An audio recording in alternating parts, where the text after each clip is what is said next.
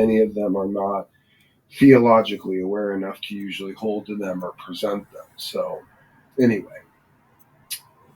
Yeah. No, I agree with that. I agree. Oh, hey, Jamie. Jamie's here. So anyway, um, feel free to chime in any final. Jamie, are you there? Yeah. All right. Okay.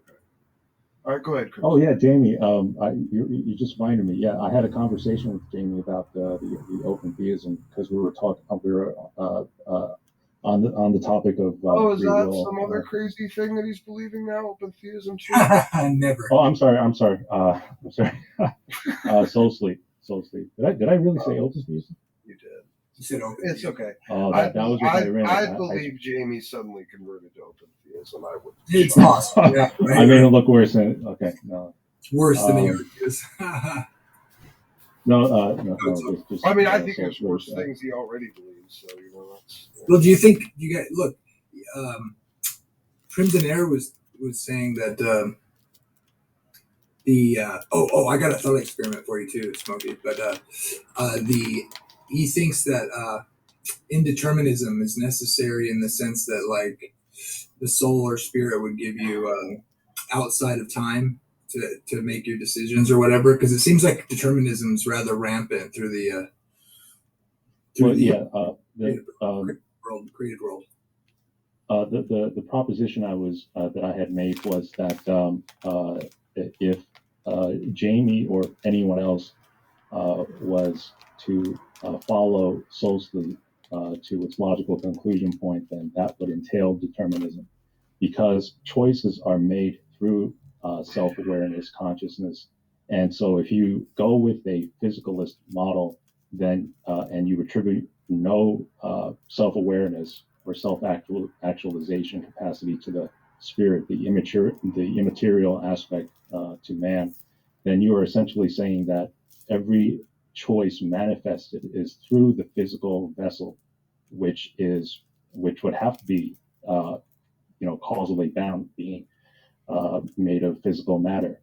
And so every choice God would have known in advance and second-handedly determined by making the initial creation in the condition at which it was made.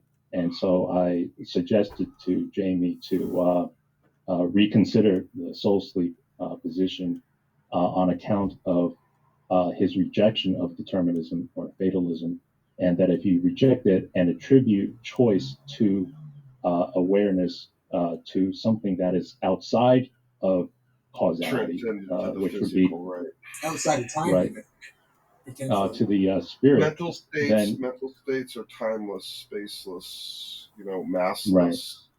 So they would have to be by essence kind of non-physical in a way. So. Right, and so if you attribute awareness to the and spirit, they could be ontologically primary. They're non-emergent, so they are that which causes the physical to emerge and have composition.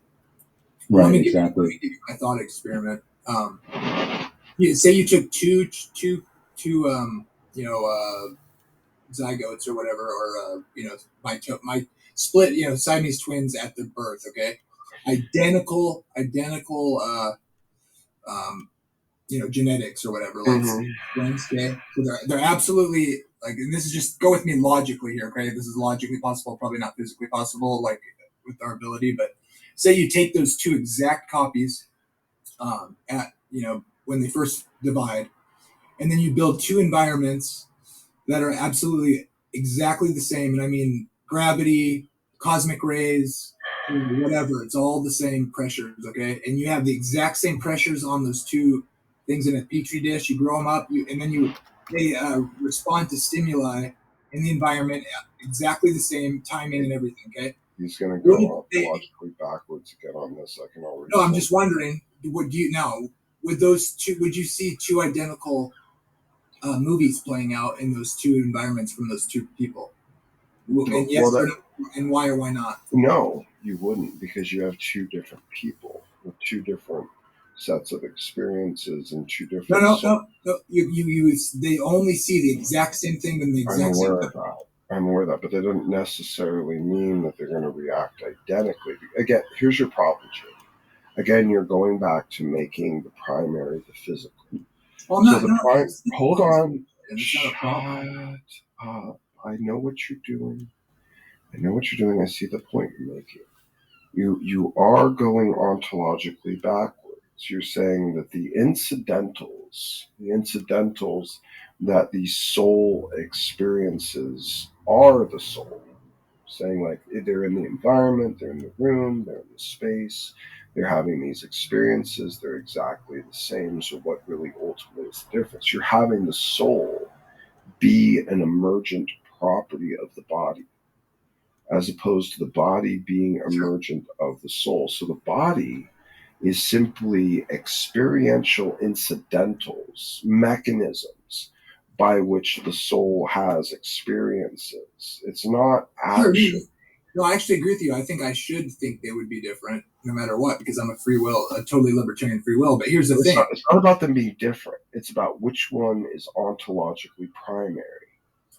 Right, but you'd want to say that they had two different souls at least. You absolutely would say they have two different souls. They absolutely have two different souls because, again, the soul is the primary. And then the incidentals, the things you're talking about, the incidentals, the exteriors, their experiences in the exact same environment, that's all just environmental. That has nothing to do with the essence of the soul. Twins, there's been a lot of study on twins, and even when they're separated at birth and have different environments, just the fact that their genetics are the same, they often find they have the same mannerisms and habits and things like that. And sometimes they are the polar opposites of each other. Well, I'm sure they are in certain ways. And in no instance could you ever construct an environment where they're raised precisely identically or given of course.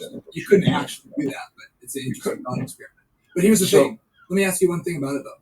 So if, like, I get. And I think the fact that many of them take on identical traits with each other as they grow up because of fixation, identity crisis with each other. Could be. I think it's why they do that. You don't think it has anything to do with having the same physical? No, that's a stupid way to look at that, Jamie. Because again, you'd have to basically discount. You have to basically discount the entirety of psychology and sociology of the effects of familial dynamics, especially around twins. I mean, it's just like when you have traits. These are incidental. These are incidental properties. They're not primary to the agent. Soul, the non-physical, the mind. That's what's primary to the agent. The physical components are the incidentals that necessarily flow through from it. Sure, I don't think there's a gay gene or anything, but I think that you have tendencies and stuff based on your genetics, at least to some degree. But here's my question. My question about the soul thing. Now, what can you really appeal to in the nature of their essence or soul? And in what way is it directing who they are? Because it seems to me that now you're causing God to be determining the properties of their soul that makes them what they are, and now that seems to also be a problem for free will. What are you talking about? The more you make the personality and the soul prior, Jamie, to them, the incidentals, the body does not change or alter anything with the soul. Okay, well, it doesn't. Sure. It's an experiential mechanism. It doesn't have the ability to. If you get brain damage, your soul doesn't stop being able to process properly. Like brain damage, like your body having a genetic disorder that keeps it from growing properly doesn't affect the state and nature of your soul. Help me! I'm trapped in here. I can't. It's a purely incidental experiential mechanism. The soul affects the body does not affect the soul. You think you develop the habits from the things you do that affects your soul? Now you're delving into sociological and psychology habits that are built upon biochemistry and environments. Again, surely around the incidental mechanisms. You keep going on, Jamie. You keep going. Kenny and I have said this in as many ways as we can. You are ontologically backwards. You have the non-physical being emergent from the physical. It's supposed to be the other way around. So Well, every time you I'm not. do this, you're so focused on the incidentals No, I'm just being trying to get that to the which bottom. defines the essence, and that's not how it works. So you say, and maybe you're right. I'm just trying to explore through thinking No, what is you're actually not. necessary. Okay, that's all. I'm not saying I'm right or You wrong know, or anything. I'm just Jamie, Kenny and I have tried this with you. I I'm have a trying with you, problem. and you guys just won't learn. What is your problem? Are you kidding me? Are you actually kidding me right now? The whole rest of the Christian community, the whole rest of Christian orthodoxy just needs to learn what from you? No, What are we supposed to learn, Jamie? no. I think, Yeah, dude. hold on. No. Now you're pissing me off. No, it's No, not shut really. up. Oh, shut up, you little bitch. Yeah, shut up, you little I'd bitch. spank you if I was there right now. Jamie, shut the hell up. No. You're a scumbag, and I've Oh, entertained shut up, you dude. about as much You as I'm brought it about up, to. little baby. Jamie, what are we supposed to learn? Come on, you No, dude, that was cringy, that was a worthless, retort. mentally burnt out, Woman. gutter trash, scumbag faggot. You tell me what we're supposed to You're the learn pig, not from me. you. I've never put my wiener in a The guy. dim-witted, worthless, mentally deranged faggot burnout that's philandering with CJ Cox and Bread of Life, the validator of the Real gays. Christians. Why? Because, I'm sorry? Real Christians. Bread of Life is a real Christian, Oh yeah, brothers and sisters. What's a real Christian? someone who has the who shows Jesus' character. Did you guys Does hear he that? does he wear a bathrobe? Does he cross his fingers? Does he walk around? No, like he a smokes BJ's meat and he wears hippies fingers? Birkenstocks and he drives a microbus. Jamie, Woodstock Bread of Life, hippie? Bread of Life clearly said, promoted homosexuality, active homosexuality, as being compatible with Christianity, and we both know that's not the case. I mean, you're a I conditionalist would like quibble us. with that description. Actually, I What? talked about it. I'm sorry, what? I would quibble with that description. She pointed to Pete Buttigieg and his gay partner and their two babies and said that was a lovely Christian family and shamed all of us for daring to rebuke or ridicule such a thing. We did a whole stream on it. Did you not catch it? No, I got better things. Oh, so that's a real Christian to you? Yeah, sure. Can your discernment be any more retarded? Yeah, totally. So, ladies and gentlemen, I'm not a real Christian.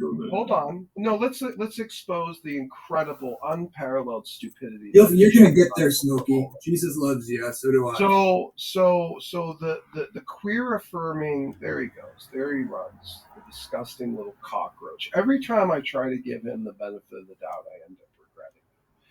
So the crazy, super nutty, mega free grace, queer affirming, Islam affirming, nutbag, dingbat, Bread of Life Rebekah is a real Christian to Jamie Russell.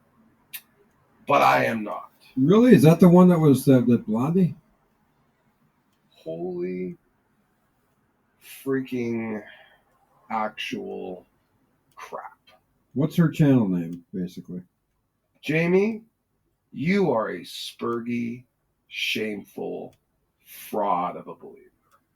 I mean, not only, again, you had the opportunity to come in here multiple times and deal with your scumbaggery of attempting to grift my audience during a fundraiser.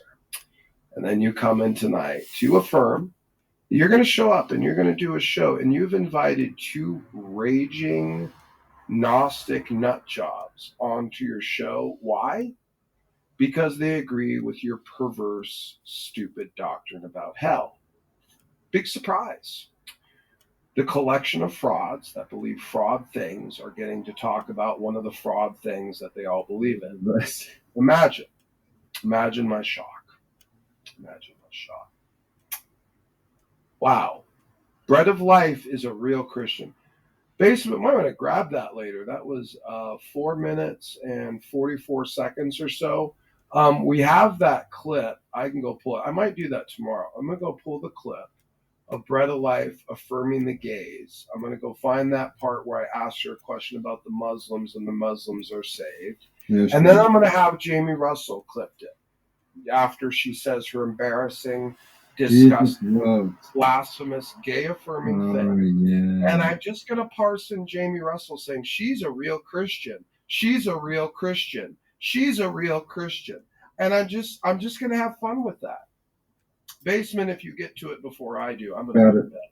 But maybe if Basement's up for a while, maybe he wants to play edit games with that and pull some of Bread of Life's more embarrassing pro-gay, pro-Islamic statements, and then go ahead and parse that to Jamie saying, "Yep, that's a real Christian. That's a real Christian. That's a real Christian." I think that'd be awesome. Yeah, that's about right. That's about right. Just to highlight Jamie Russell, the deviant, disgusting, gutter trash fraud that he is. Thank you, Jamie. Appreciate it. Thanks again for that. I'm a little surprised that the last time that I had spoken to Jamie about Soul Sleep, he will never get assured me that he understood where I was coming from, which was that if he rejects determinism, then he has to attribute awareness to the soul, and if the soul is aware, then Soul Sleep is debunked. And so the last question that I asked he'll agree with that. He'll agree with that and then say, "I'm still not convinced." Yeah, exactly. He'll be like, "Yeah, that's a good point. I think that's a sound point, but I'm still not convinced."